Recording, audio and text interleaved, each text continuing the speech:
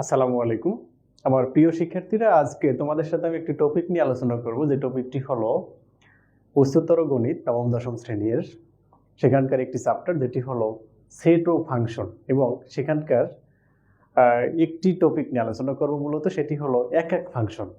তো এক এক ফাংশনে আমরা যে বিষয়গুলো একটু জানার চেষ্টা করব, সেটি হলো এক এক ফাংশন আসলে কি। দেখো, এক এক ফাংশনটায় দুই তিনটা শব্দ আছে। এক দুইবার আছে, এক এক, এরপর হলো ফাংশন। তো সহজভাবে যদি আমরা বলি যে বিশেষ্য হিসাবে ফাংশন নেওয়া হলে বিশেষণ হিসাবে আছে হলো এক এক। ফাংশন শব্দটি কিন্তু প্রথমে আসে। ফাংশন আসলে জিনিসটা কি? তো ফাংশন সম্পর্কে তোমরা খুব সহজ কিছু ধারণা পোষণ করে থাকো। তো ফাংশন সম্পর্কে জানার আগে আমাদেরকে কিন্তু অন্বয় বা রিলেশন সম্পর্কে ধারণা রাখতে হয়। তো রিলেশন বা সম্পর্ক বা অন্বয় শব্দটি অনেক রকম হতে পারে। তো সেগুলির ভিতরে এমন যদি একটি সম্পর্ক হয়, যে সম্পর্কটি হলো এরকম যে আমাদের জন্য একটি সম্পর্ক এরকম যে আমাদের এক্স এর ভ্যালু এর জন্য বা ক্রোমোজোমের প্রথম ভ্যালু এর জন্য, প্রথম সেটের এলিমেন্টের জন্য দ্বিতীয় সেটের এলিমেন্টগুলি একটি মাত্র সম্পৃক্ত হয়, সেক্ষেত্রে আমরা যদি এরকম বলে থাকি যে একটি ফাংশন আমি তোমাকে ডিক্লেয়ার করার চেষ্টা করি। দেখো, আমাদের কাছে একটি ফাংশন আসলে এরকম যে y ইজ ইকুয়াল fx, এমন fx যেটি হলো, তুমি এখানে দুটি সেট মনে করো সংজ্ঞায়িত করলে যে a টু b আমরা ফাংশন বলবো। a টু b যেটিকে আমরা সংজ্ঞায়িত করে ফেলতে পারি এভাবে যে ফাংশন যেন a টু b, অর্থাৎ a সেট থেকে b সেটে ফাংশন। দেখো, a সেট থেকে b সেটে ফাংশন।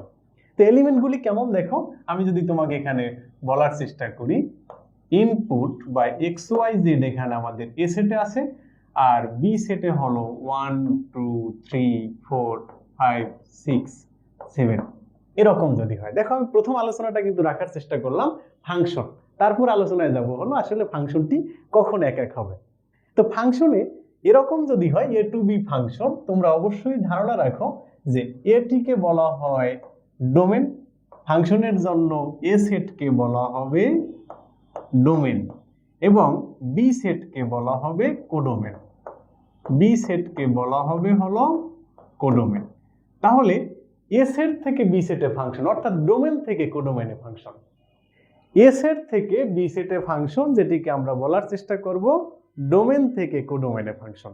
তাহলে ডোমেন থেকে কোডোমেনে ফাংশনটা আমরা কিভাবে সংজ্ঞায়িত করি? দেখো, বলতেছিলাম একটি এক্স এর জন্য এখানে একটি ওয়াই সংশ্লিষ্ট হবে। ওয়াই বলতে এখানে বি সেটের এলিমেন্ট। আবার তোমার হলো বুঝে নিতে হবে এখানে শর্তটা এরকম ফাংশনের ধারণায় যে একটি মাত্র এক্স এর জন্য একটি মাত্র ওয়াই থাকবে। তো এখানে তুমি যদি বলো যে একটি ওয়াই এর জন্য এখানে একাধিক এক্স থাকতে পারবে, ফাংশনের ধারণায় সেটি কিন্তু হতে পারে। অর্থাৎ আমি যদি একটু সরাসরি বলার চেষ্টা করি যে সম্পর্কটা যদি এমন হয় যে আমার হাতে একটি এক্স আছে, সে কি একাধিক ওয়াই এর সাথে সম্পর্ক রাখতে পারে, অর্থাৎ এখানে একটি মাত্র এক্স ইনপুট নেওয়ার ফলে একাধিক ওয়াই কি সংশ্লিষ্ট আকারে আসতে পারে। অন্বয় বা সম্পর্ক বা আমাদের রিলেশনের ধারণায় সেটি হতে পারে যে একজনের সাথে একাধিকের সাথে সম্পর্ক, কিন্তু ফাংশনের ধারণায় এখানে একজনের সাথে একাধিকের সাথে সম্পর্ক হতে পারবে না, একজনের সাথে সম্পর্ক হবে একজনের সাথে। তবে ফাংশনে আরেকটি কথাও ক্লিয়ার, এটার ভিতরে তোমার যদি আউটপুট যদি এখানে যেমন বি সেটের কোনো এলিমেন্ট যদি হয়, তার জন্য এখানে কিন্তু একাধিক এক্স সংশ্লিষ্ট হতে পারবে। এটি হলো ফাংশনের বেসিক সংজ্ঞা। ফাংশনের সংজ্ঞায় একটি মাত্র এক্স এর জন্য আমাদের আউটপুট একটি সংশ্লিষ্ট হবে, তবে একটি আউটপুটের জন্য একাধিক ইনপুট সংশ্লিষ্ট হতে পারে। ইনপুট বলতে আমি তোমাকে বোঝাচ্ছি, এটিকে এক্স হল আমাদের জন্য ফাংশনের ধারণায় ইনপুট, আর ওয়াইটিকে বা ওভারঅল এফএক্সটাকে আমরা বলে দিব আউটপুট। এবং ফাংশনের ধারণায় তোমরা অবশ্যই জানবে যে ইনপুটগুলিকে বলা হয় ফাংশনের ডোমেন এবং আউটপুটগুলিকে বলা হয় ফাংশনের রেঞ্জ। অর্থাৎ রেঞ্জগুলি তাহলে কোথায় আছে? রেঞ্জগুলি হলো আমাদের বি সেটে, কোডোমেনের ভিতরে। কোডোমেনের ভিতরে আমাদের হলো রেঞ্জ। রেঞ্জগুলি কারা? যে এক্স এর ইনপুটের জন্য আমরা যে আউটপুট ওয়াই কে দেখতে পাচ্ছি সেগুলি হলো আমাদের জন্য আউটপুট। এখানে আউটপুট দেখো বি সেটে পাচ্ছি হলো 2 এবং 5 কে। এটি কিন্তু ফাংশন, যদিও একই ওয়াই এর জন্য একাধিক এক্স সংশ্লিষ্ট আছে, এখানে একই আউটপুটের জন্য একাধিক ইনপুট সংশ্লিষ্ট ফাংশন।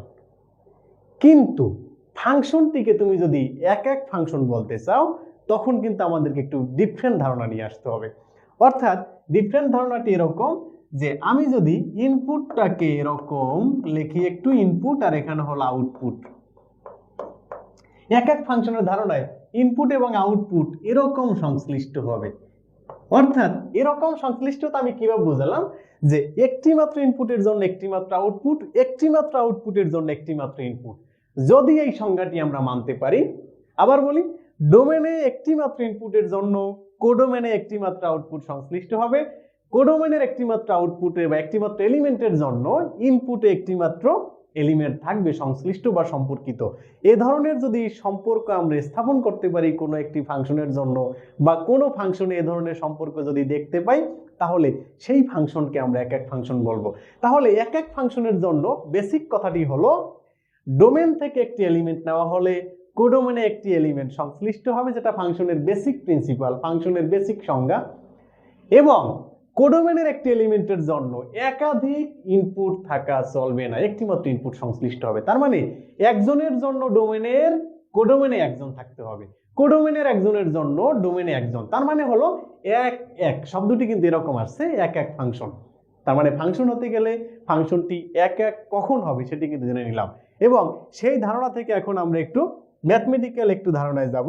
দেখো ম্যাথমেটিক্যাল ধারণাটা হলো আমাদের এরকম যে আমরা কখন একটা ফাংশনকে ম্যাথমেটিক্যালি সলভ করব কিভাবে বা কিভাবে সলভ করা যায়, সেই ধারণাটিতে আসতে হলে আমাদেরকে বুঝতে হবে। আবার বলি যে একটি মাত্র এক্স এর জন্য একটি মাত্র আমাদের ওয়াই তথা আউটপুট থাকবে।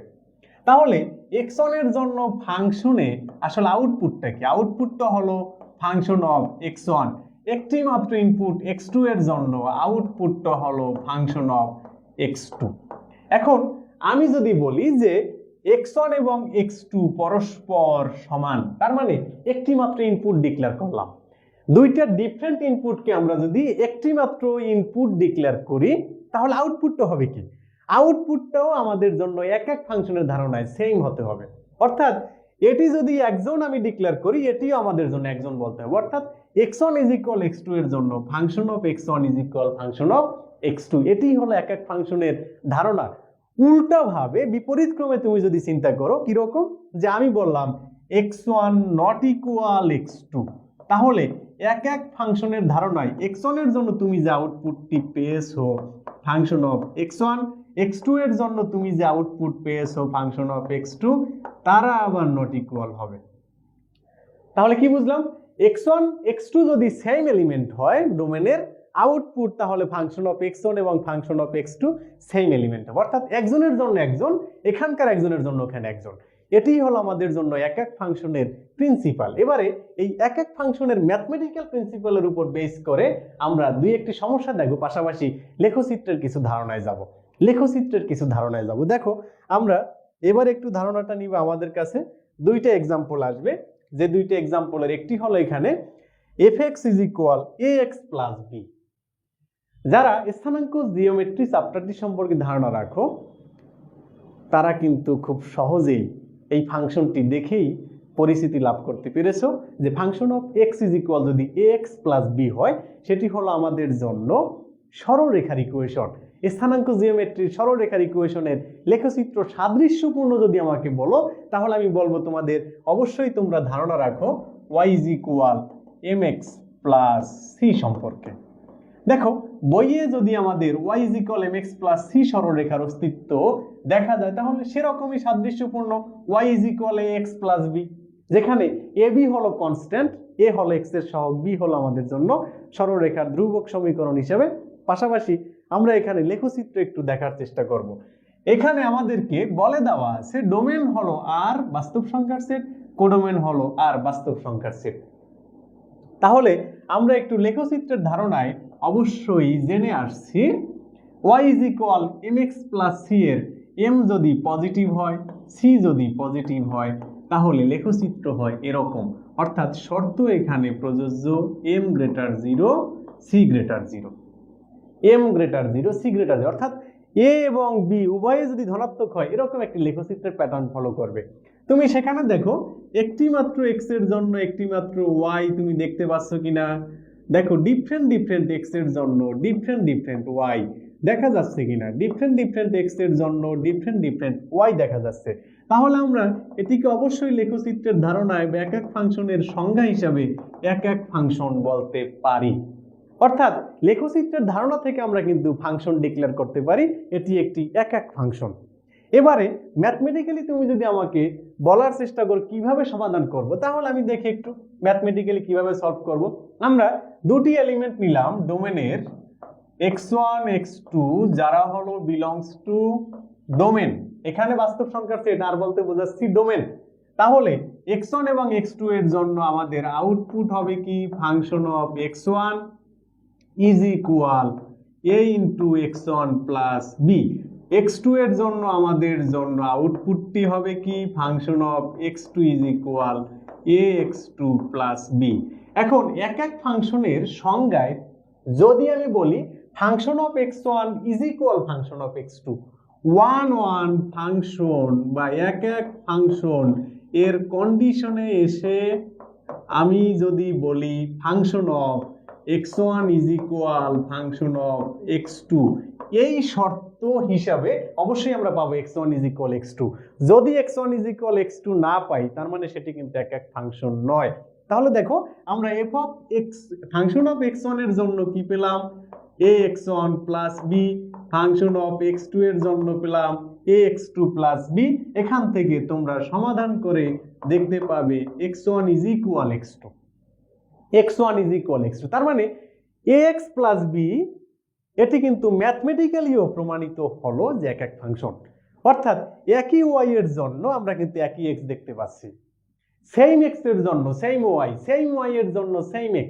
তার মানে এটার পরোক্ষ কথাটি হলো একটি মাত্র x এর জন্য একটি মাত্র y, এখানকার ডোমেনের একজনের জন্য কোডোমেনে ওখানে একজন, কোডোমেনের ওখানকার একজনের জন্য ডোমেনের এখানকার একজন। এটি যদি আমাদের সংশ্লিষ্টতায় দেখতে পাই তাহলে আমরা বলবো ফাংশনটি এক এক ফাংশন। তার মানে এখানে যে এক্সাম্পলটি আছে x প্লাস b সেটি হলো এক এক ফাংশন। এবারে আমরা দ্বিতীয় একটি প্রিন্সিপালে আসবো বা দ্বিতীয় একটি সমস্যায়, যে আমাদের পরবর্তী যে সমস্যাটি আছে সেটি হলো আমাদের y is equal x square, y is equal x square ফাংশনটি এক এক কিনা। দেখো y ইজ ইকুয়াল x স্কোয়ারের লেখচিত্র তুমি যদি জেনে থাকো সেটি হলো এরকম, y is equal x square, y is equal x square. তো এটি যদি তুমি একটু জানার চেষ্টা করো, x এর মান ধরো আমি নিলাম 4, তাহলে y এর মান তথা fx is equal x square value হিসেবে পাবে হলো 16। x এর মান যদি আমি নেই -4, সেখানে y এর মান দেখতে পাবো -4 হোল স্কোয়ার করেও 16 পাওয়া যায়। তার মানে দেখো একই y এর জন্য দুইটা ডিফারেন্ট x কিন্তু আছে, সেম y এর জন্য দুইটা ডিফারেন্ট x আছে। তার মানে এটি কিন্তু আমাদের জন্য ফাংশন হলেও এক এক ফাংশন নয়, এক এক ফাংশন। দেখো গ্রাফিক্যালি তুমি যদি একটু দেখো, এখানে 4 এর জন্য হলো 16, মনে করো 4 এর জন্য হলো 16, একই 16 -4 এর জন্য দেখা যাবে, +4 এর জন্য যেমন 16 পাওয়া গেল, -4 এর জন্য দেখা গেল 16। অর্থাৎ গ্রাফিক্যালিও কিন্তু আমি ইজিলি দেখতে পেলাম ফাংশনটি এক এক নয়, ফাংশনটি এক এক নয়। তাহলে এই ফাংশনটি এক এক নয়, এটা আমরা আরেকটু সহজভাবে ম্যাথমেটিক্যালি একটু দেখার চেষ্টা করি। ম্যাথমেটিক্যালি আসলে আমরা কিভাবে করব, দেখো ম্যাথমেটিক্যাল ধারণা আমি যদি এখানে একটু আলাদাভাবে বক্স করে করার চেষ্টা করি, আমরা জানি শর্ত হলো function of x1 is equal function of x2 এর জন্য x1 ইজ ইকুয়াল x2। তাহলে দেখি function of x1 is equal function of x2 এর জন্য x1 ইজ ইকুয়াল x2 হয় কিনা। x1 স্কয়ার, দেখো ফাংশন অফ x1 এর জন্য x1 square, function of x2 এর জন্য x2 স্কয়ার। তাহলে এটিকে আমরা একটু সমাধানের চেষ্টা করি। সমাধানের জন্য আমি এক পাশে নিয়ে আসলাম দুটিকে। তোমরা জানো এখানে ম্যাথমেটিক্যাল একটি সূত্র অ্যাভেলেবল এ স্কোয়ার মাইনাস বি স্কোয়ার হিসাবে। তাহলে একটি হলো প্লাস ইন্টু আরেকটি হলো মাইনাস, প্লাস ইন্টু মাইনাস। তাহলে x1 minus x2 is equal 0। তাহলে আইদার তুমি x1 ইজ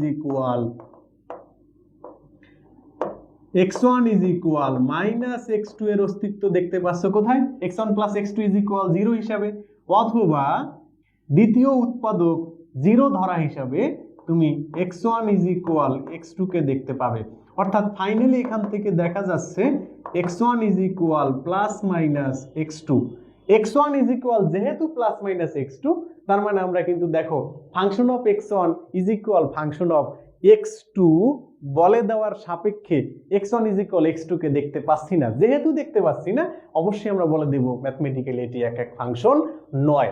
তাহলে দেখো ফাংশন শব্দটি যদি তুমি কখনো ইউজ করতে চাও, আমি তোমাকে বলবো, আমার একটা রিকোয়েস্ট থাকবে আমার স্টুডেন্টদের প্রতি, তোমরা যারা আমার স্টুডেন্ট আসো বা সামনে হবে নতুন করে, অবশ্যই সবাই আমার স্টুডেন্ট যারা শেখার চেষ্টা করো, তো সেখানে আমি তোমাদেরকে অবশ্যই রিকোয়েস্ট করবো এখানে একটু, যে ফাংশন শব্দটি আসলে যখনই তোমাদের মাথায় আসবে অবশ্যই চেষ্টা করবা ফাংশনের লেখচিত্র সম্পর্কে ধারণা নেওয়ার। যখনই তুমি ফাংশনের লেখচিত্র সম্পর্কে ধারণা নিবে, তখন তুমি ফাংশনটিকে প্রকৃত অর্থে অনুধাবন করতে পারবে। প্রকৃত অর্থে অনুধাবন করার মানে হলো সেটির ডোমেন সম্পর্কে ধারণা নিতে পারবে, রেঞ্জ সম্পর্কে ধারণা নিতে পারবে, ফাংশনটি এক এক হলো কি হলো না। আবার ফাংশনের আরো অনেকগুলো ক্যাটাগরি আছে যেগুলি তোমরা বইয়ে দেখে থাকবে, যে অনেকগুলি ক্যাটাগরি বা সংজ্ঞা দেওয়া আছে, সেই ক্যাটাগরির ফাংশনগুলির মধ্যে পড়ে কিনা। তাহলে তুমি ম্যাথমেটিক্যাল একটা ডেরিভেশন অবশ্যই তোমার জন্য থাকবে, সেটার ভিতর আমি তোমাকে বলবো পাশাপাশি লেখচিত্রের ধারণা সম্পর্কে একটু ধারণা নেওয়া।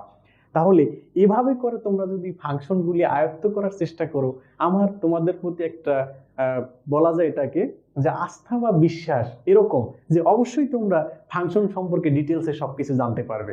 হ্যাঁ, পরীক্ষায়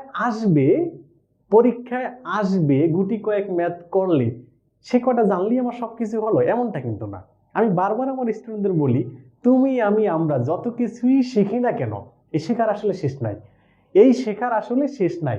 তো এ কারণে আমি বলবো তোমাদের টপিক হয়তো বা বইয়ে একটি দেওয়া থাকবে, যেমন এক এক ফাংশন বলা হলো।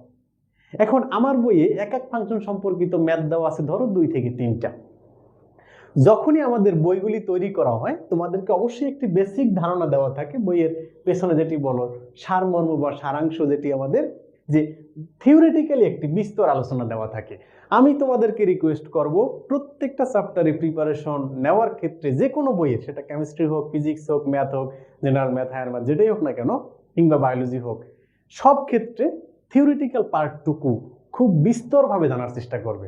এতে করা হবে কি, যখনই তুমি বিস্তর হবে, বিশেষ করে আমার উচ্চতর গণিত কথা যদি একটু বলার চেষ্টা করি, যেমন এক এক ফাংশন টপিকটা আসলো, ওখানে এক এক ফাংশনের টপিকটি ক্লিয়ার হওয়ার জন্য তুমি দেখতে পাবে দুনিয়ার ফাংশনে 1টা 2টা আর 5টা না, তোমার বইয়ে 2 4টা 5টা দিয়েছে, তাতে হয়েছে কি, এখানে তুমি ওই ফাংশনটি সম্পর্কে ধারণা নিতে গিয়ে যখন তুমি জানার চেষ্টা করবে, তোমার যখন শেখার আগ্রহ থাকবে, তুমি যার কাছেই পড়ো না কেন, সেটা হতে পারে আমি কিংবা আরেকজন, যে কোনো টিচার, তাকে এমনভাবে তৈরি করবে যে ওই টপিকটা যাতে তোমাকে কমপ্লিট ধারণা দেওয়ার জন্য এরকম 1টা 2টা 5টা 10টা 20টা নয়, প্রয়োজনে তোমাকে শত শত ম্যাথ দিই, তুমি যাতে প্রত্যেকটা ম্যাথ সলভ করতে পারার সামর্থ্য রাখো, এটি যাতে তোমাদের জন্য সিউরিটির পর্যায়ে চলে আসে।